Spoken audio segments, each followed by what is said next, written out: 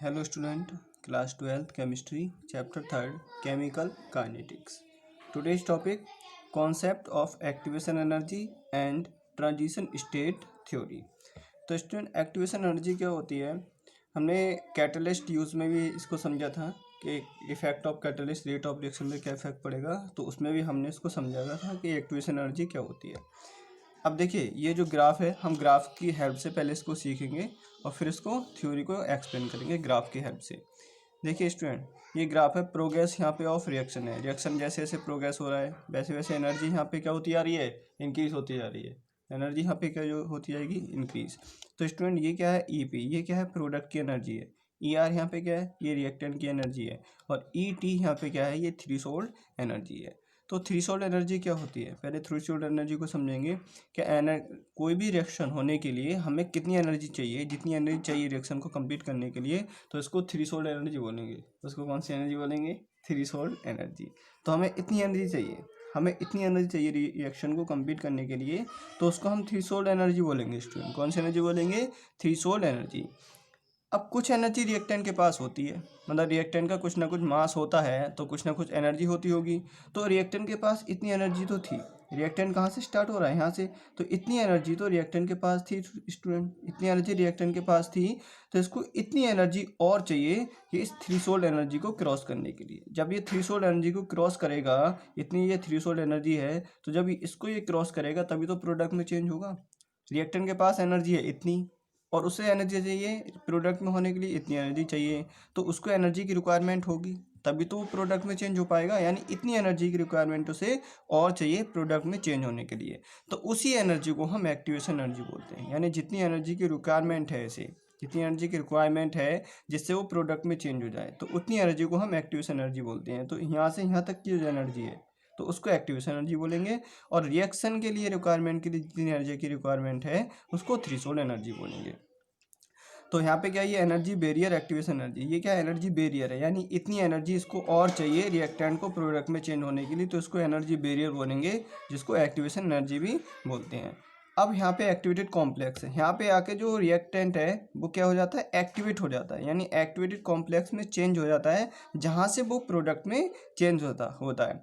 तो यहाँ पे हमें एक्टिवेशन एनर्जी को, यानी यहाँ पे रिएक्टेंट को एनर्जी देनी पड़ेगी तभी वो प्रोडक्ट में चेंज होगा। तो उससे हमें क्या करना पड़ेगा, एनर्जी देके उसको एक्टिव करना पड़ेगा। उसको रिएक्टेंट को क्या करना पड़ेगा, यहाँ से थ्रेशोल्ड एनर्जी से क्रॉस करने के लिए उसे हमें एनर्जी डोनेट करनी पड़ेगी। यानी उसको एनर्जी देके हमें एक्टिव करना पड़ेगा, तभी वो प्रोडक्ट में चेंज होगा। तो उसी एनर्जी को हम एक्टिवेशन एनर्जी बोलेंगे। अब स्टूडेंट हम इसको थ्योरेटिकली समझेंगे।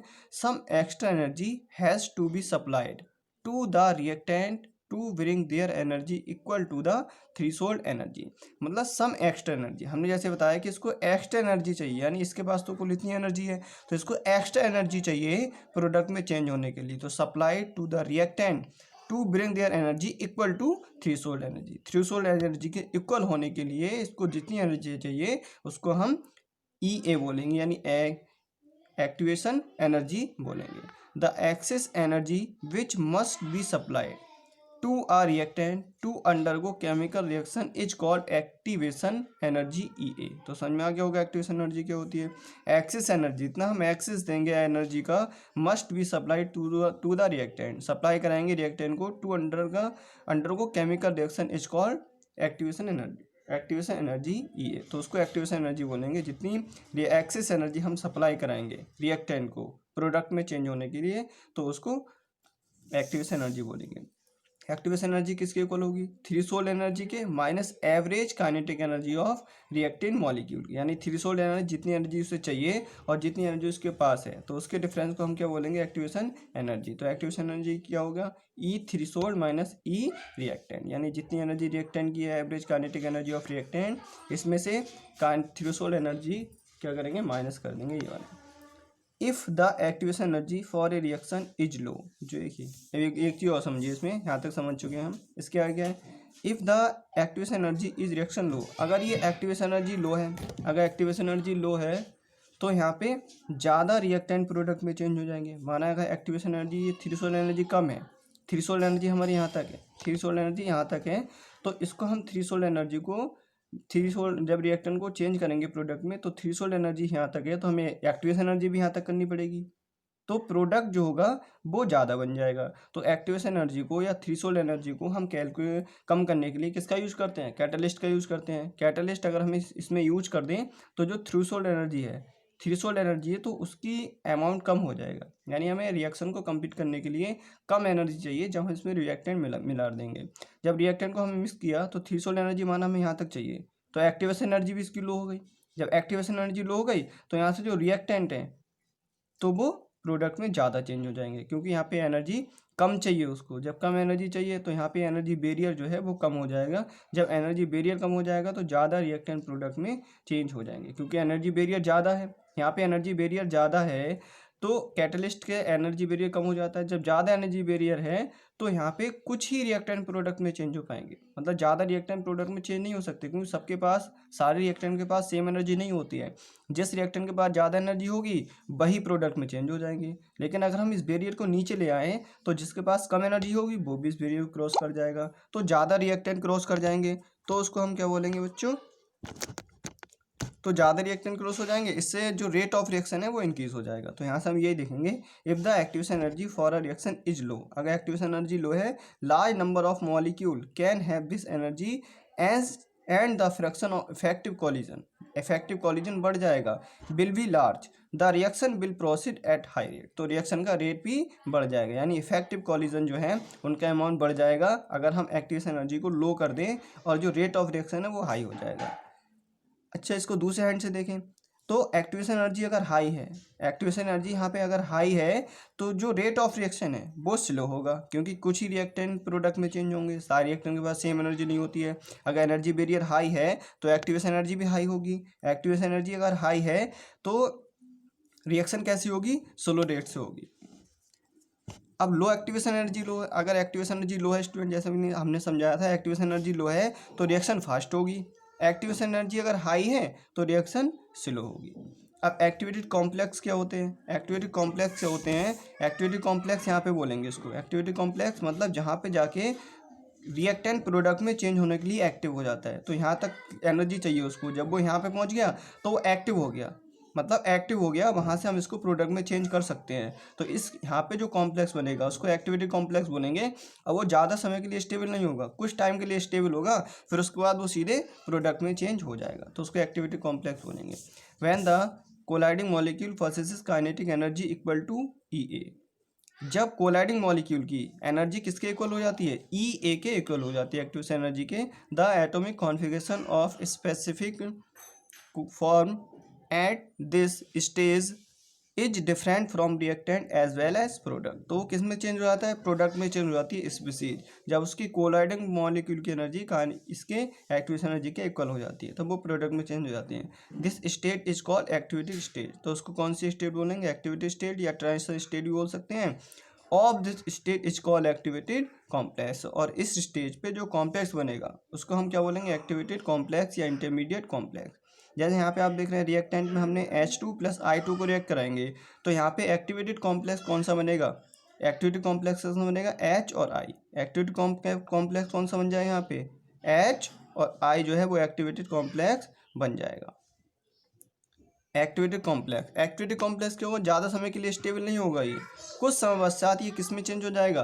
प्रोडक्ट में चेंज हो जाएगा कुछ टाइम बाद, तो ये एक्टिवेटेड कॉम्प्लेक्स होगा। ये कुछ टाइम इसकी एनर्जी लो होती है और ये कुछ टाइम बाद प्रोडक्ट में चेंज हो जाता है। This activated complex state is unstable, ये कैसा होता है? अनस्टेबल होता है। It has very short life span, और ये वेरी शॉर्ट लाइफ होती है इसकी, और ये अनस्टेबल होता है। एंड स्प्लिट इनटू प्रोडक्ट, और प्रोडक्ट में चेंज हो जाता है। इसकी एनर्जी क्या होती है? लो होती है ट्रांजिशन स्टेट की, वेरी शॉर्ट लाइफ होती है ट्रांजिशन स्टेट की, और ये कुछ समय बाद प्रोडक्ट में चेंज हो जाता है। अब स्टूडेंट इसमें आएगा एक्टिवेटेड कॉम्प्लेक्स के बाद आएगा प्रोग्रेस ऑफ रिएक्शन। तो रिएक्शन किस तरह प्रोग्रेस करेगी, इसमें हम ये डायग्राम बनाएंगे रिएक्शन ऑफ प्रोग्रेस में। ये वाला जो डायग्राम है ये बनाएंगे रिएक्शन ऑफ प्रोग्रेस में। तो हमने इसमें आपको समझा ही दिया है कि रिएक्शन प्रोग्रेस कैसे करती है। देखिए, according to the concept of activation energy the reactant do not change directly in product. Activation energy में जो रिएक्टेंट हैं वो डायरेक्टली चेंज नहीं होते हैं प्रोडक्ट के लिए, प्रोडक्ट में उससे हमें एनर्जी की रिक्वायरमेंट होती है, उसे एक्टिव करने की रिक्वायरमेंट होती है, उसे एनर्जी देने की रिक्वायरमेंट होती है। जब वो थ्रेशोल्ड एनर्जी पे पहुंच जाएगा तभी वो प्रोडक्ट में चेंज होगा। तो according to concept the activation energy the reactant do not change directly product. तो रिएक्टेंट डायरेक्टली प्रोडक्ट में चेंज नहीं होता है, उसे हमें एनर्जी देनी पड़ती है प्रोडक्ट में चेंज होने के लिए, उसको एक्टिव करना पड़ता है। First, absorb energy equal to activation energy. Absorb energy equal to activation energy होनी चाहिए and really for activated complex. उसको एक्टिवेटेड कॉम्प्लेक्स करने के लिए हमें एनर्जी किसके इक्वल करनी पड़ेगी, एक्टिवेशन एनर्जी के इक्वल करनी पड़ेगी। At this state the molecule have energy as least equal to the threshold energy. इसमें क्या हो, इस स्टेट में क्या हो जाती है, जो एक्टिवेशन एनर्जी है मॉलिक्यूल की वो किसके इक्वल हो जाती है, थ्रेशोल्ड एनर्जी के इक्वल हो जाती है।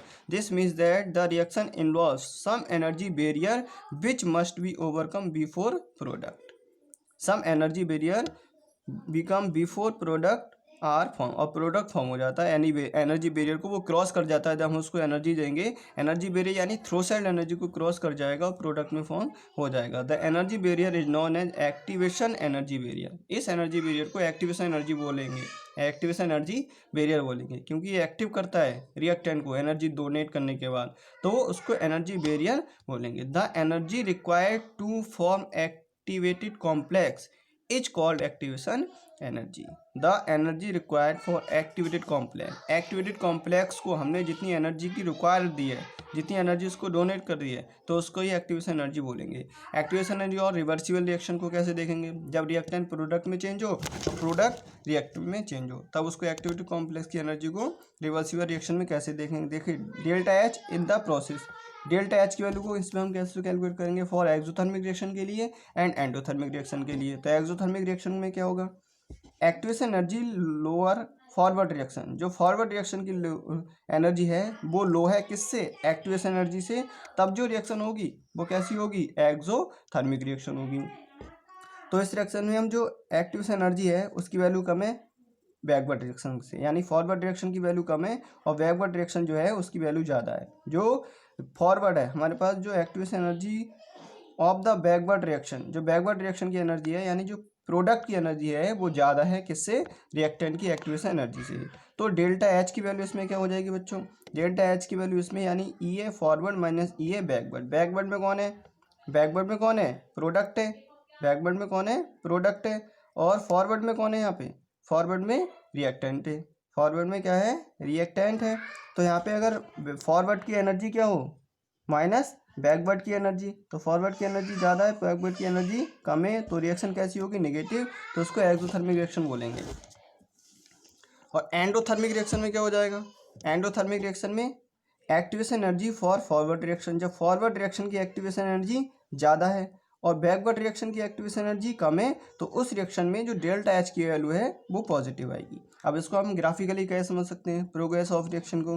देखिए, ये एनर्जी है तो ये रिएक्टेंट की एनर्जी है, तो यहाँ पे रिएक्टेंट की जो एक्टिवेशन एनर्जी है और यहाँ पे ये प्रोडक्ट की एक्टिवेशन एनर्जी है। तो एक्टिवेशन एनर्जी किसकी ज़्यादा है, यहाँ पे प्रोडक्ट की एक्टिवेशन एनर्जी ज़्यादा है। एनर्जी किसकी ज़्यादा है, प्रोडक्ट एक्टिवेशन एनर्जी ज़्यादा है। जब प्रोडक्ट की एक्टिवेशन एनर्जी ज़्यादा हो और रिएक्टेंट की एक्टिवेशन एनर्जी कम हो, यानी जो फॉरवर्ड रिएक्शन है उसकी एक्टिवेशन एनर्जी कम हो और बैकवर्ड रिएक्शन की एक्टिवेशन एनर्जी ज़्यादा हो, तब वहाँ पे रिएक्शन कैसी होगी, एक्सोथर्मिक रिएक्शन, एक्सोथर्मिक रिएक्शन होगी। और डेल्टा एच की वैल्यू कैसी होगी, नेगेटिव। तो ये हमने पीछे अभी लिखा था फॉर एक्सोथर्मिक रिएक्शन में, कि जब फॉरवर्ड रिएक्शन की वैल्यू कम है और बैकवर्ड रिएक्शन की वैल्यू ज़्यादा है, तो वहाँ पर जो डेल्टा एच की वैल्यू होगी वो नेगेटिव होगी और रिएक्शन कैसी होगी, एक्सोथर्मिक होगी। रिएक्शन कैसी होगी, एक्सोथर्मिक।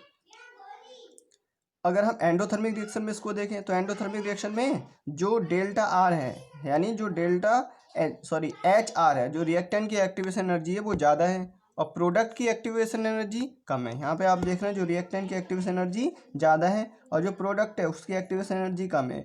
तो इस कंडीशन में जो डेल्टा एच की वैल्यू है वो कैसी हो जाएगी, पॉजिटिव हो जाएगी और रिएक्शन कैसी होगी, एंडोथर्मिक। रिएक्शन कैसी होगी, एंडोथर्मिक होगी। तो ये दोनों ग्राफ याद रखें, एक्सोथर्मिक रिएक्शन के लिए और एंडोथर्मिक रिएक्शन के 2 पॉइंट हैं। यदि एक्टिवेशन एनर्जी यहाँ पे रिएक्टेंट की ज़्यादा है रिएक्टेंट की कम है और प्रोडक्ट की ज़्यादा है, यानी फॉरवर्ड की कम है और बैकवर्ड की ज़्यादा है, तो यहाँ पे रिएक्शन में डेल्टा एच की वैल्यू नेगेटिव होगी और रिएक्शन होगी एक्सोथर्मिक। और फॉरवर्ड रिएक्शन की वैल्यू ज़्यादा है, बैकवर्ड रिएक्शन की वैल्यू लो है, तो यहाँ पे जो रिएक्शन होगी वो एंडोथर्मिक रिएक्शन होगी और डेल्टा एच की वैल्यू कैसी हो जाएगी, पॉजिटिव हो जाएगी। तो ये दोनों ग्राफ आपको याद रखने हैं स्टूडेंट। Thank you students.